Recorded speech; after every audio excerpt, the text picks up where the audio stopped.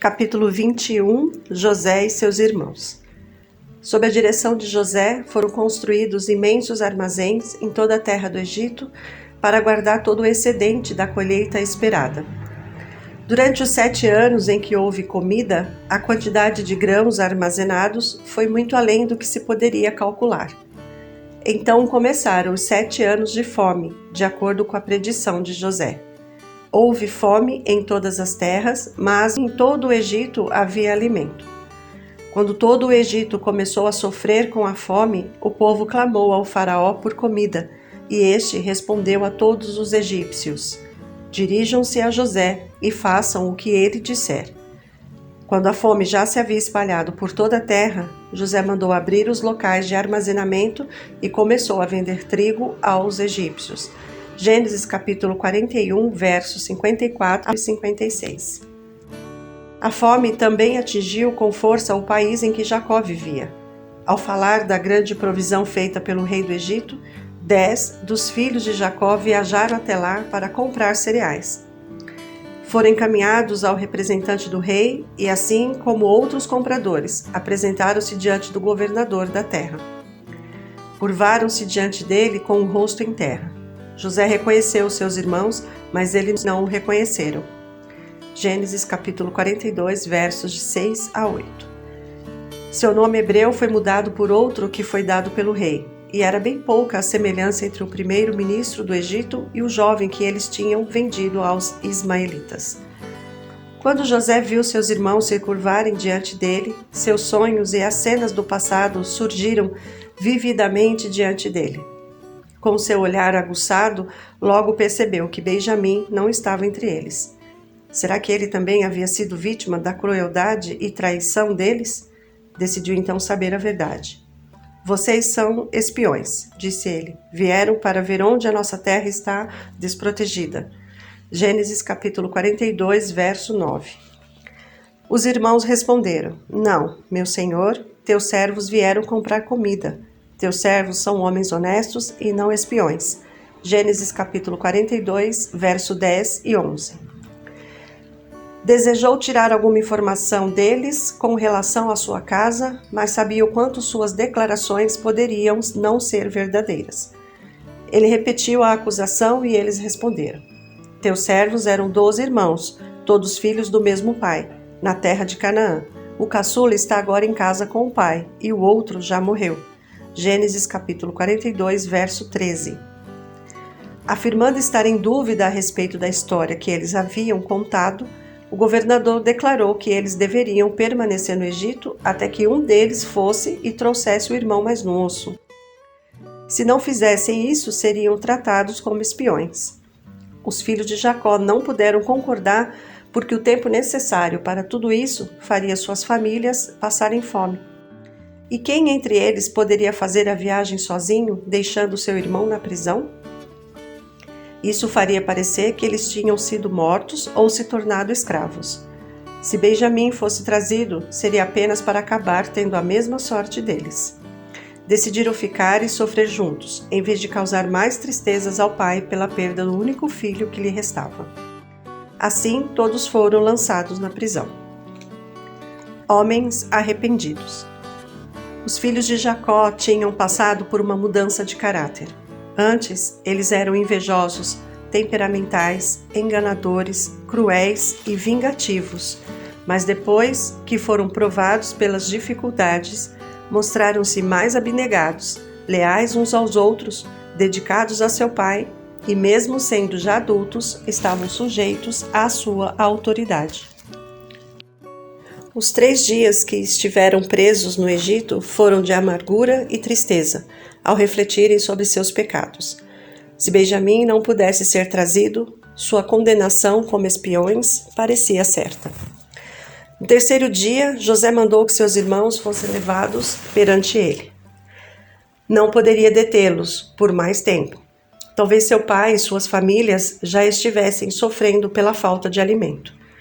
Eu tenho temor de Deus, se querem salvar sua vida, disse ele. Façam o seguinte: se vocês são homens honestos, deixem um de seus irmãos aqui na prisão, enquanto os demais voltam, levando trigo para matar a fome das suas famílias.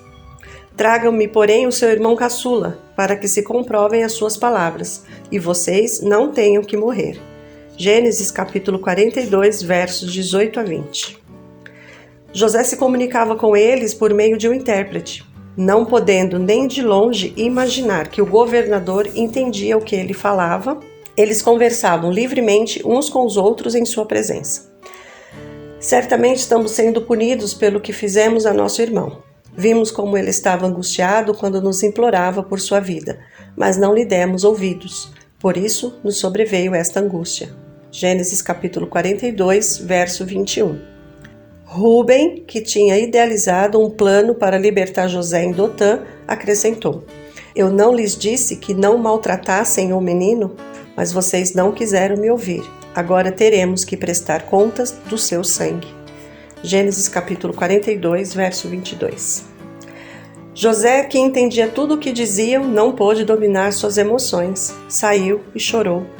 Quando voltou, ordenou que Simeão fosse amarrado diante de seus olhos e novamente levado para a prisão. No tratamento cruel que praticaram contra seu irmão, Simeão foi o instigador e principal mentor do plano. Antes de permitir que seus irmãos partissem, José deu ordens para que recebessem o suprimento de trigo e também que o dinheiro de cada um fosse escondido na boca do saco. No caminho, um dos irmãos abriu o saco e ficou surpreso ao encontrar sua bolsa com a prata. Os outros ficaram alarmados e disseram: Que é isto que Deus fez conosco? Gênesis capítulo 42, verso 28. Jacó, muito ansioso, estava aguardando a volta de seus filhos, e quando eles chegaram, todo o acampamento se reuniu animadamente em volta deles, enquanto contava ao pai tudo o que tinha acontecido. O coração de todos eles estava cheio de temor. A conduta do governador egípcio parecia envolver alguma coisa mal intencionada, e seus temores foram confirmados quando, ao abrirem os sacos, o dinheiro foi encontrado em cada um deles. Em angústia, o idoso pai exclamou: Vocês estão tirando meus filhos de mim. Já fiquei sem José, agora sem Simeão e ainda querem levar Benjamim. Tudo está contra mim. Meu filho não descerá com vocês. Seu irmão está morto e ele é o único que resta. Se qualquer mal lhe acontecer na viagem que estão por fazer, vocês farão estes meus cabelos brancos descerem à sepultura com tristeza.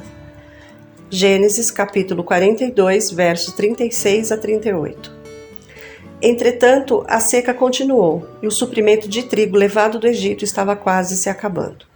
Mas em mais escura era a sombra da fome que se aproximava. O idoso pai via a necessidade que passavam os rostos ansiosos de todos no acampamento. Então ele disse: Voltem e comprem um pouco mais de comida para nós. Gênesis capítulo 43, verso 2. Judá respondeu: O homem nos advertiu severamente: Não voltem à minha presença, a não ser que tragam o seu irmão. Se enviares o nosso irmão conosco, desceremos e compraremos comida para ti. Mas se não enviares conosco, não iremos, porque foi assim que o homem falou: Não voltem à minha presença, a não ser que tragam o seu irmão. Gênesis capítulo 43, verso 3 e 5. Vendo que seu pai começava a ceder, ele disse: Deixa o jovem ir comigo e partiremos imediatamente, a fim de que tu, nós e nossas crianças sobrevivamos e não venhamos a morrer. Gênesis capítulo 43, verso 8. Ele se ofereceu para ser o responsável por seu irmão e também assumir a culpa para sempre, caso deixassem de levar Benjamim de volta ao seu pai. Jacó não poderia mais se recusar a dar o seu consentimento. Disse aos filhos que levassem ao governador um presente com algumas coisas que seu país, devastado pela fome, ainda tinha para oferecer. Um pouco de bálsamo, um pouco de mel, algumas especiarias e mirra, algumas nozes de pistache e amêndoas. Levem prata em dobro. Peguem também o seu irmão e voltem àquele homem. Gênesis capítulo 43, versos 11 a 13. Quando seus filhos estavam prontos para partir para uma viagem tão incerta, o idoso pai se levantou e, erguendo as mãos ao céu, proferiu esta oração: Que o Deus Todo-Poderoso lhes conceda misericórdia diante daquele homem, para que ele permita que o seu outro irmão e Benjamim voltem com vocês. Gênesis capítulo 43, verso 14. Viajaram mais uma vez para o Egito e se apresentaram diante de José. Ao olhar para Benjamim, que também era filho de sua mãe, José ficou muito comovido. Conseguiu esconder a emoção, mas ordenou que fossem levados à sua casa para participarem de um almoço com ele.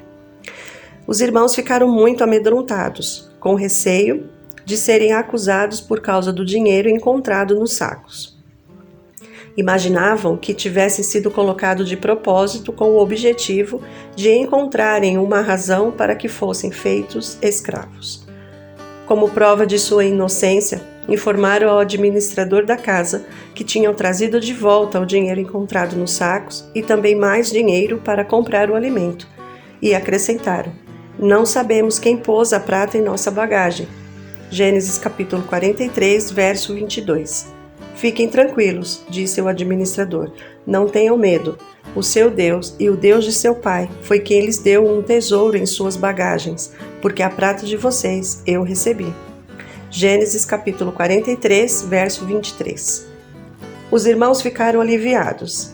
Assim que Simeão foi libertado da prisão e se uniu a eles, sentiram que Deus tinha sido verdadeiramente misericordioso com todos. Os sonhos se cumprem novamente. Quando o governador se encontrou novamente com eles, entregaram a ele os seus presentes e humildemente curvaram-se diante dele até o chão. Gênesis capítulo 43, verso 26. De novo seus sonhos lhe vieram à mente. Ele cumprimentou os irmãos e se apressou em perguntar: "Como vai o pai de vocês, o homem idoso de quem me falaram? Ainda está vivo?" "Teu servo, nosso pai, ainda vive e passa bem", foi a resposta, e se curvaram para prestar-lhe honra. Gênesis capítulo 43, versos 27 e 28. Então olhou para Benjamim e disse: "É este o irmão caçula de quem me falaram?" E acrescentou: "Deus lhe conceda graça, meu filho." Gênesis capítulo 43, verso 29. Mas José ficou muito emocionado ao ver o irmão e não conseguiu dizer mais nada. Entrando em seu quarto, chorou. Gênesis capítulo 43, verso 30. Quando José conseguiu se recompor, voltou para junto dos irmãos. Pelas leis das classes sociais, os egípcios eram proibidos de comer com pessoas de qualquer outra nação. Por essa razão, foi posta uma mesa separada para os filhos de Jacó, enquanto o governador, devido à sua alta posição, comia sozinho, e os egípcios também tinham mesas separadas. Quando todos se assentaram, os irmãos ficaram surpresos ao ver que foram colocados um após o outro, exatamente de acordo com a idade de cada um. Então lhes serviram da mesa de José. Mas a porção de Benjamim era 5 vezes maior que a de qualquer um deles. Com isso, esperava descobrir se o irmão mais novo era olhado com a mesma inveja e ódio que foram demonstrados a ele.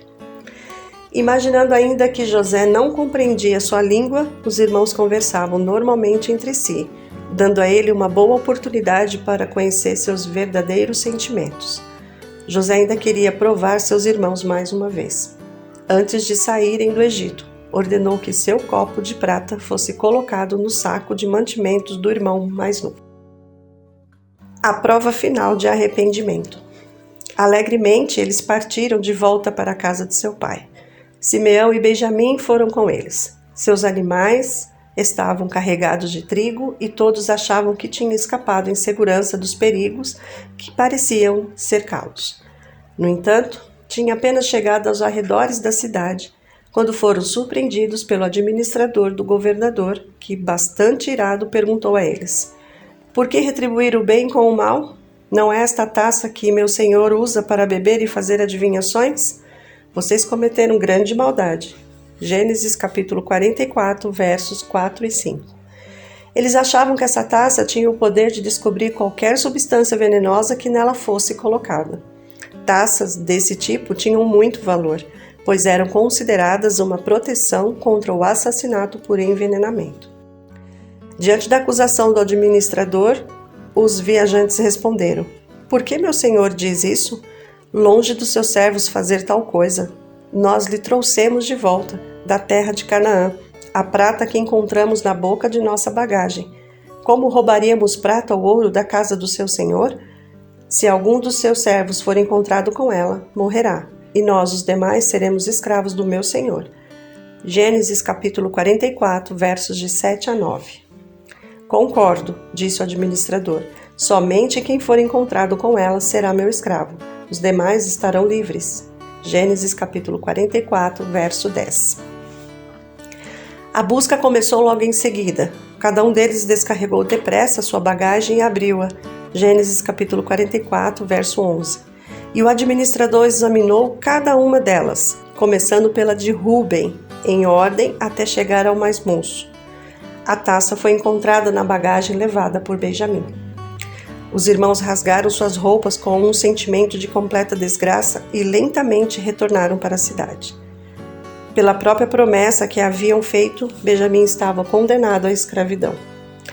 Eles acompanharam o administrador até o palácio e, ao encontrar o governador, curvaram-se até o chão diante dele. Que foi que vocês fizeram? Disse ele. Vocês não sabem que um homem como eu tem poder para adivinhar? Gênesis capítulo 44, verso 15. José pretendia saber se realmente tinham se arrependido do seu pecado. Judá respondeu: O que diremos a meu senhor? Que podemos falar? Como podemos provar nossa inocência? Deus trouxe à luz a culpa dos teus servos. Agora somos escravos do meu senhor, como também aquele que foi encontrado com a taça. Gênesis capítulo 44, verso 16. Longe de mim fazer tal coisa, foi a resposta. Somente aquele que foi encontrado com a taça será meu escravo. Os demais podem voltar em paz para a casa de seu pai. Gênesis capítulo 44, verso 17. O apelo de Judá. Em profunda angústia, Judá se aproximou do governador. De maneira eloquente, ele descreveu a dor de seu pai pela perda de José e sua dificuldade em permitir que Benjamim fosse com eles ao Egito, por ser ele o único filho de Raquel, o filho a quem Jacó tanto amava. Agora, pois, se eu voltar a teu servo, a meu pai, sem levar o jovem conosco, logo que meu pai, que é tão apegado a ele, perceber que o jovem não está conosco, morrerá.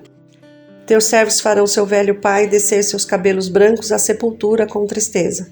Além disso, teu servo garantiu a segurança do jovem a seu pai, dizendo-lhe: Se eu não o trouxer de volta, suportarei essa culpa diante de ti pelo resto da minha vida. Por isso, agora te peço, por favor, deixa o teu servo ficar como escravo do meu senhor no lugar do jovem e permite que ele volte com seus irmãos. Como poderei eu voltar a meu pai sem levar o jovem comigo? Não posso ver o mal que sobreviria a meu pai. Gênesis capítulo 44, versos 30 a 34. José estava satisfeito. Tinha visto em seus irmãos os frutos do verdadeiro arrependimento. Deu ordens para que todos se retirassem, exceto aqueles homens. Então, chorando em alta voz, ele exclamou: Eu sou José. Meu pai ainda está vivo? Gênesis capítulo 45, verso 3. Reconciliação. Os irmãos de José ficaram sem entender, calados, cheios de medo e espantados. O governador do Egito era seu irmão José, a quem eles invejavam e teriam matado, mas se acabaram vendendo como escravos. Todos os seus maus tratos passaram diante deles. Lembraram-se de como odiavam seus sonhos e de tudo o que fizeram para impedir que se cumprissem. Porém, nada mais fizeram do que desempenhar o seu papel para que eles se realizassem. Naquele momento em que estavam completamente sob seu poder, sem dúvida, ele iria se vingar de tudo o que tinham sofrido. Ao ver o quanto estavam confusos, ele disse bondosamente: Cheguem mais perto. Quando se aproximaram, ele continuou: Eu sou José, seu irmão, aquele que vocês venderam no Egito. Agora não se aflijam, nem se recriminem por terem me vendido para cá, pois foi para salvar vidas que Deus me enviou adiante de vocês. Gênesis capítulo 45, verso 3 e 4. Sentindo que já tinham sofrido o suficiente por sua crueldade para com ele, procurou com muita generosidade aliviar seus temores e tirar deles a amargura por continuarem se condenando. Deus me enviou à frente de vocês para lhes preservar um remanescente nesta terra e para salvar-lhe a vida com grande livramento. Assim, não foram vocês que me mandaram para cá, mas sim o próprio Deus. Ele me tornou ministro do Faraó e me fez administrador de todo o palácio e governador de todo o Egito. Voltem depressa a meu pai e digam-lhe: assim diz o seu filho José: Deus me fez senhor de todo o Egito. Vem para cá, não te demores. Tu viverás na região de Gósen. Tu, os teus filhos, os teus netos, as tuas ovelhas, os teus bois e todos os teus bens. Eu te sustentarei ali, porque ainda haverá 5 anos de fome. Do contrário, tu, a tua família e todos os teus rebanhos acabarão na miséria. Gênesis capítulo 45, versos de 7 a 11. Então ele se lançou chorando sobre o seu irmão Benjamim e o abraçou, e Benjamim também o abraçou, chorando. E em seguida beijou todos os seus irmãos e chorou com eles. E só depois os seus irmãos conseguiram conversar com ele. Gênesis capítulo 45, versos 14 e 15. Eles confessaram com muita humildade o seu pecado e suplicaram que os perdoasse. A notícia do que tinha acontecido foi rapidamente levada ao rei. Ele confirmou o convite do governador à sua família, dizendo: eu lhes darei o melhor da terra do Egito. Gênesis capítulo 45, verso 18.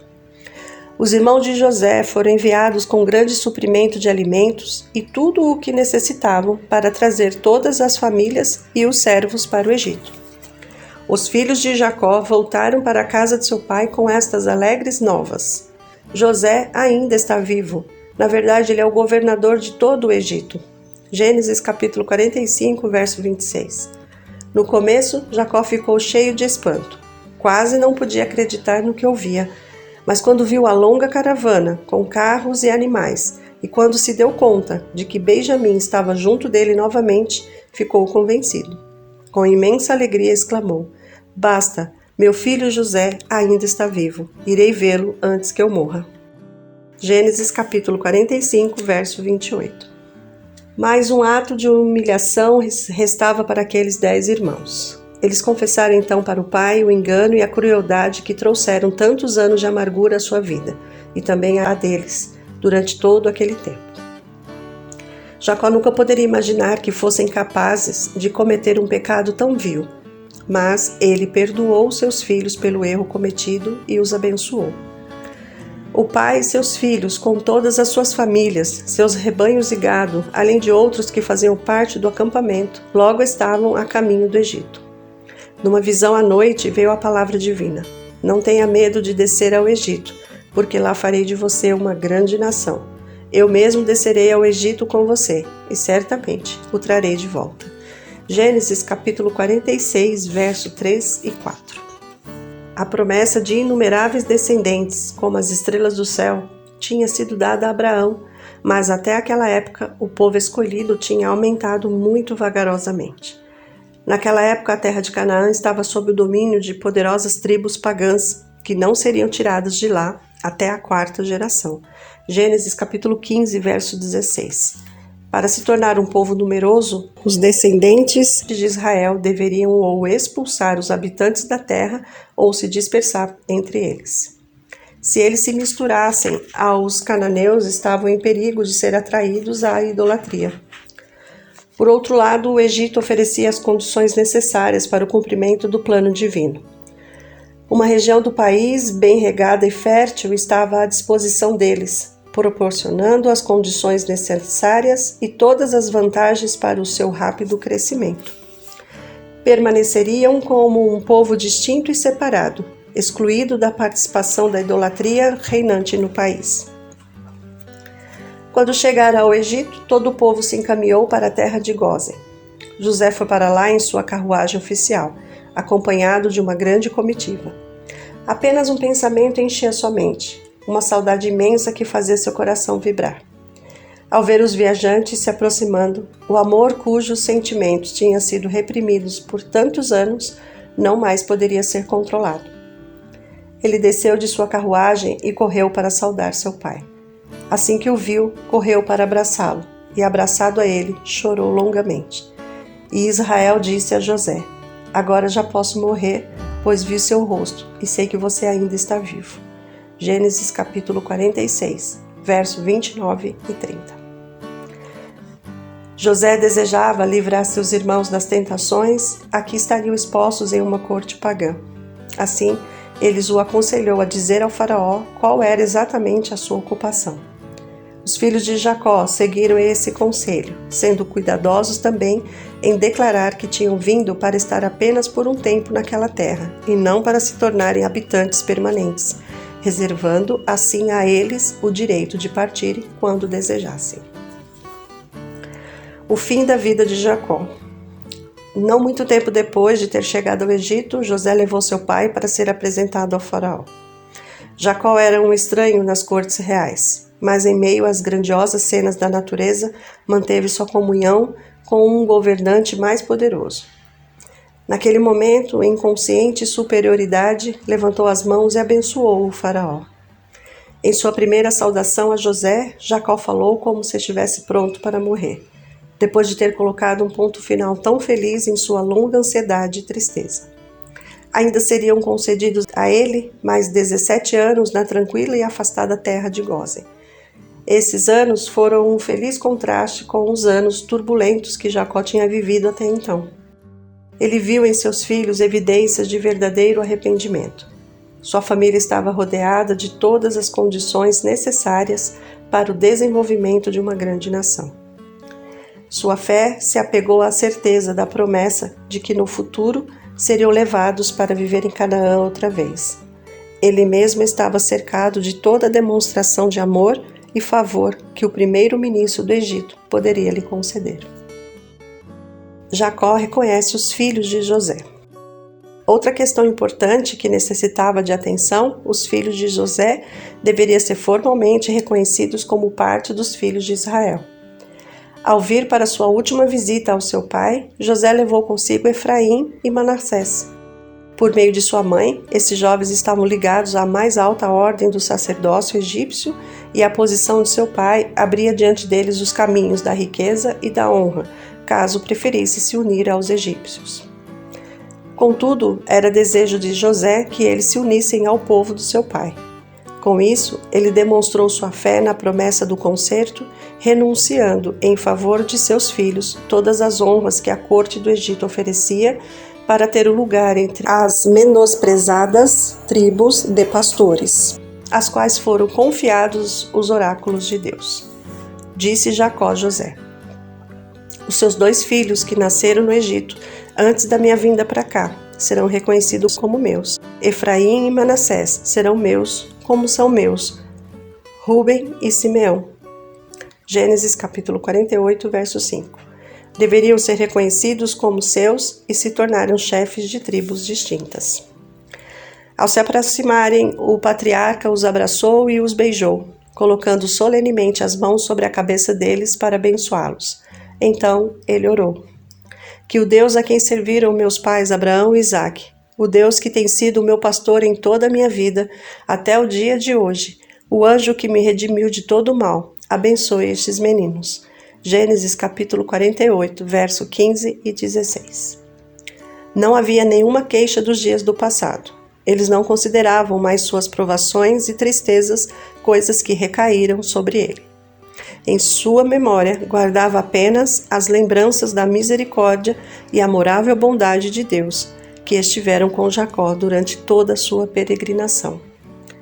Todos os filhos de Jacó foram reunidos ao redor de seu leito de morte. Então Jacó chamou seus filhos e disse: ajuntem-se a meu lado, para que eu lhes diga o que lhes acontecerá nos dias que virão. Gênesis capítulo 49, verso 1. Jacó prediz o futuro de seus filhos. O espírito de inspiração repousou sobre Jacó, e em visão profética foi apresentado diante dele o futuro de seus descendentes. Um após outro, os nomes de seus filhos foram mencionados. Foi descrito o caráter de cada um, e a história futura da tribo foi também brevemente predita. Rúben, você é meu primogênito, minha força, o primeiro sinal do meu vigor, superior em honra, superior em poder. Gênesis capítulo 49, verso 3. Mesmo assim, o terrível pecado de Ruben em Edar fez com que ele se tornasse indigno da bênção da primogenitura. Jacó continuou: turbulento como as águas, já não será superior. Gênesis capítulo 49, verso 4. O sacerdócio foi dado a Levi, tanto o reino quanto a promessa messiânica a Judá, enquanto a José coube a dupla porção da herança. A tribo de Ruben nunca se sobressaiu em Israel e não foi tão numerosa quanto a de Judá. José ou Dan estava entre as primeiras a serem levadas para o cativeiro. Os próximos foram Simeão e Levi. Eles haviam se unido em seus atos de crueldade para com os siquemitas e tinham sido os maiores culpados na venda de José. Eu os dividirei pelas terras de Jacó e os dispersarei em Israel. Gênesis capítulo 49, verso 7. Moisés, em sua última bênção a Israel, antes de entrar em Canaã, não fez referência alguma a Simeão. Na divisão das terras para as tribos, essa tribo recebeu apenas uma pequena parte do que era destinado a Judá, e as famílias que depois se tornaram mais poderosas formaram diversas colônias e se estabeleceram em territórios fora das fronteiras da Terra Santa. Levi também não recebeu nenhuma herança, exceto 48 cidades. Sua fidelidade quando as outras tribos se apostataram assegurou sua indicação para o sagrado serviço do santuário. Dessa maneira, a maldição se transformou em bênção.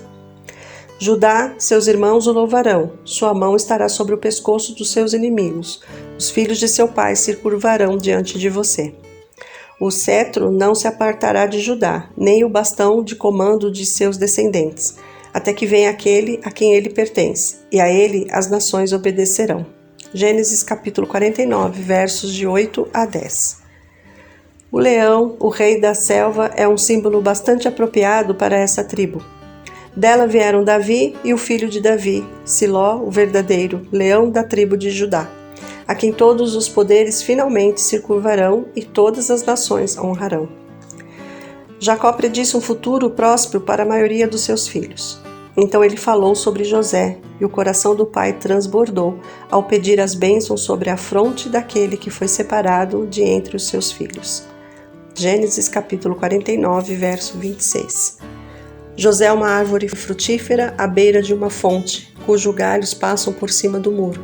Com rancor, arqueiros o atacaram, atirando-lhe flechas com hostilidade. Mas o seu arco permaneceu firme, os seus braços fortes, ágeis para atirar, pela mão do poderoso de Jacó. As bênçãos de seu pai são superiores às bênçãos dos montes antigos, às delícias das colinas eternas. Que todas essas bênçãos repousem sobre a cabeça de José, sobre a fronte daquele que foi separado de entre os seus irmãos. Gênesis capítulo 49, versos 22 a 26. Jacó era um homem bastante sentimental. Seu amor por seus filhos era forte e terno. Perdoou todos os filhos e os amou até o fim.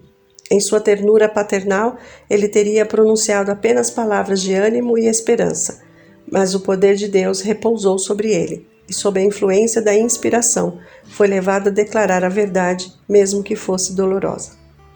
Os últimos anos de Jacó foram de tranquilidade e descanso depois dos dias turbulentos e fatigantes pelos quais ele havia passado.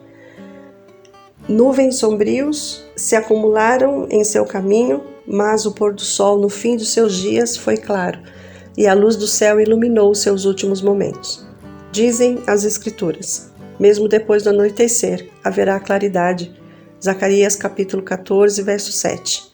Considere o íntegro, observe o justo. Há futuro para o homem de paz. Salmo 37, verso 37. A inspiração registra fielmente as falhas de homens bons que destacaram por terem recebido o favor de Deus. Isso tem dado aos incrédulos um motivo para zombarem da Bíblia. Entretanto, uma das mais fortes evidências da veracidade das Escrituras é que ela não minimiza os fatos nem oculta os pecados de seus grandes personagens. Se a Bíblia tivesse sido escrita por pessoas não inspiradas, certamente teria apresentado seus ilustres personagens de maneira mais elogiosa. Somos encorajados em nossos esforços para alcançar a justiça quando examinamos como outros lutaram, pois eles passaram por desânimo e tristezas exatamente como nós. Ao analisar as tentações pelas quais eles passaram, percebemos que mesmo assim eles venceram pela graça de Deus. Embora algumas vezes tenham sido vencidos, eles se reergueram e foram abençoados por Deus. Da mesma forma, nós também podemos nos tornar vencedores no poder de Jesus. Por outro lado, o registro da vida de cada um deles pode servir de advertência para nós. Deus vê o pecado em seus mais favorecidos e lida com suas falhas até com mais severidade que naqueles que têm menos luz e responsabilidade. Depois do sepultamento de Jacó, os irmãos de José voltaram a ficar com o coração cheio de temor. Tinham consciência da própria culpa e suspeitaram então que José traria sobre eles a punição pelo crime que haviam cometido e que havia sido adiada por tanto tempo. Não ousaram aparecer diante dele pessoalmente, mas enviaram uma mensagem. Antes de morrer, teu pai nos ordenou que te disséssemos o seguinte: peço-lhe que perdoe os erros e pecados de seus irmãos, que o trataram com tanta maldade. Agora, pois, perdoa os pecados dos servos do Deus de teu pai. Gênesis capítulo 50, versos 16 e 17. Essa mensagem tocou o coração de José e ele chorou. Mas ainda animados, seus irmãos vieram e se prostraram diante dele com essas palavras: aqui estamos, somos teus escravos. Gênesis capítulo 50, verso 18. José se entristeceu porque seus irmãos pensavam que ele ainda mantinha o espírito de vingança. Não tenham medo, disse ele, estarei eu no lugar de Deus? Vocês planejaram o mal contra mim, mas Deus o tornou em bem para que hoje fosse preservada a vida de muitos. Por isso, não tenham medo, eu sustentarei vocês e seus filhos. Gênesis capítulo 50, versos 19 a 21. Vendo Cristo em José. A vida de José é um exemplo da vida de Cristo. Foi a inveja que motivou os irmãos a venderem José como escravo. Esperavam impedir que o irmão se tornasse maior do que eles. Estavam certos de que não mais seriam importunados por seus sonhos depois de ter eliminado todas as possibilidades de realização. Deus dirigiu suas ações para que viesse a acontecer exatamente o que eles haviam tentado evitar. Igualmente, os sacerdotes e líderes judeus tinham inveja de Cristo. Mataram Jesus para que ele não se tornasse rei. Mas, ao assim agirem, foi esse mesmo resultado que obtiveram. Pelo tempo que passou como escravo no Egito, José se tornou o salvador da família de seu pai. Contudo, esse fato não diminuiu a culpa de seus irmãos. Da mesma forma, a crucificação de Cristo por seus inimigos fez com que ele se tornasse o redentor da humanidade, o salvador da raça caída e o governante do mundo todo. O crime de seus malfeitores foi simplesmente tão hediondo que era como se a mão guiadora de Deus não estivesse dirigindo os acontecimentos. José foi falsamente acusado e lançado na prisão por causa de sua lealdade. Da mesma forma, Cristo foi menosprezado e rejeitado não só porque sua vida era justa e abnegada, mas porque ela era uma reprovação ao pecado. Embora não fosse culpado de falta alguma, ele foi condenado pelas declarações de falsas testemunhas. A paciência de José diante da injustiça, sua disposição em perdoar e a nobreza de sua generosidade para com seus irmãos desnaturados representam não apenas o sofrimento resignado do Salvador diante do ódio e abuso de homens maus, mas principalmente o seu perdão a todos que vão a ele, confessando os seus pecados com humildade. José viveu para testemunhar o crescimento e a prosperidade de seu povo. Durante todos aqueles anos, sua fé em Deus para levar Israel de volta à terra da promessa se manteve inabalável. Quando percebeu que seu fim estava próximo, seu último ato foi mostrar como sua vida estava ligada à vida de Israel. Suas últimas palavras foram: Deus certamente virá em auxílio de vocês e os tirará desta terra, levando-os para a terra que prometeu com juramento a Abraão, a Isaque e a Jacó. Gênesis capítulo 50, verso 24. Também fez com que os filhos de Israel jurassem solenemente que levariam seus ossos com eles de volta para a terra de Canaã.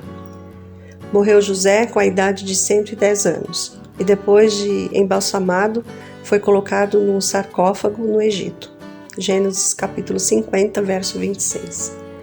Ao longo dos séculos de lutas que se seguiram, o caixão em que José estava sepultado se tornou um testemunho para Israel de que eles eram peregrinos no Egito. Para eles, aquele caixão era uma lembrança de que deveriam manter suas esperanças na terra da promessa, pois o tempo do livramento certamente viria.